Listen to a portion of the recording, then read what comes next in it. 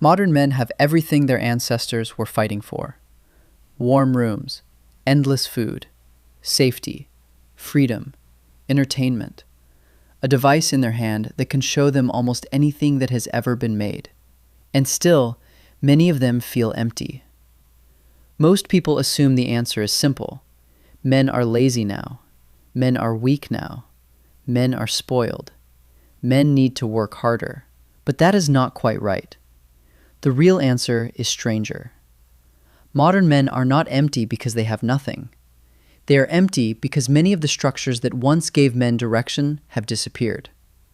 For most of human history, a man's life was brutal, but it was not vague. The world told him what was required: find food, build shelter, carry weight, protect the tribe, learn from older men, prove himself through action.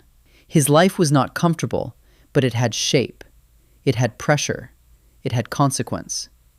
Every day answered a question modern men now struggle with: what am I here for? Today, that question has become harder to answer.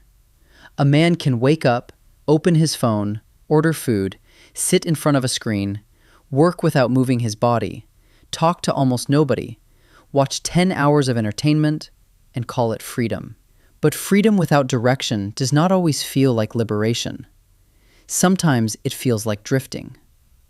The sociologist Emil Durkheim had a name for this condition: anomie. It describes what happens when old rules and social structures break down, but nothing meaningful replaces them. The tribe disappears. The rituals disappear.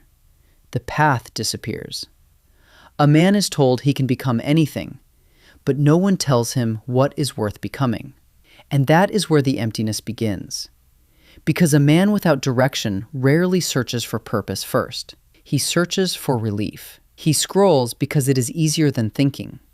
He consumes because it is easier than building.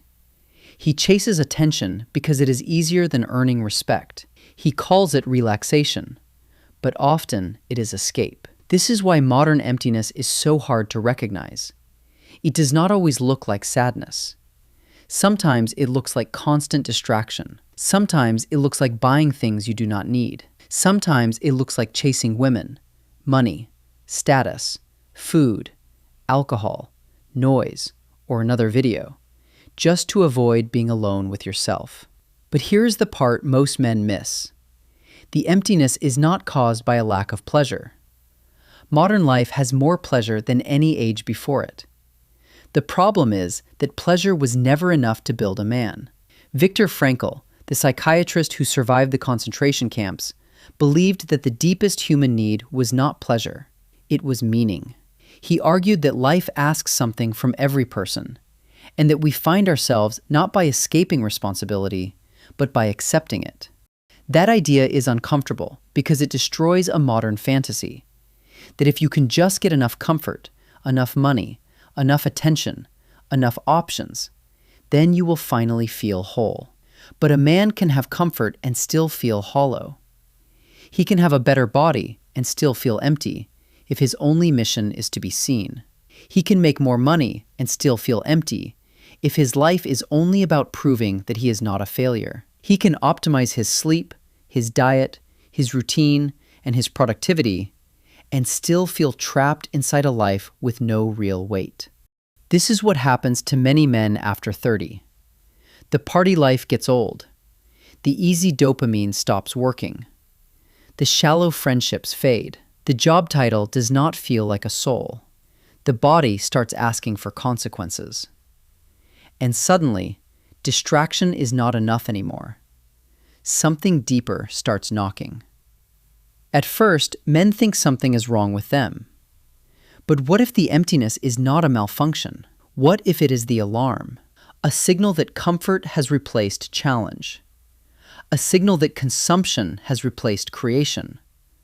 A signal that noise has replaced truth. A signal that your life has become too small for the man inside you. So what does a man do with that signal? He stops running from it. He asks harder questions. What am I responsible for? Who depends on me? What am I building? What standards have I abandoned? Where have I chosen comfort over growth? The answer does not arrive as a feeling. It returns through action, through training when you do not feel like it, through telling the truth when lying would be easier, through building something that might fail, through calling a friend instead of pretending you need nobody, through protecting your body, your time, your word, and your mind. A man does not escape emptiness by adding more noise. He escapes it by becoming responsible for something real. Because the opposite of emptiness is not pleasure. It is purpose. And purpose is not found by scrolling. It is built under weight, through responsibility, one hard and honest decision at a time.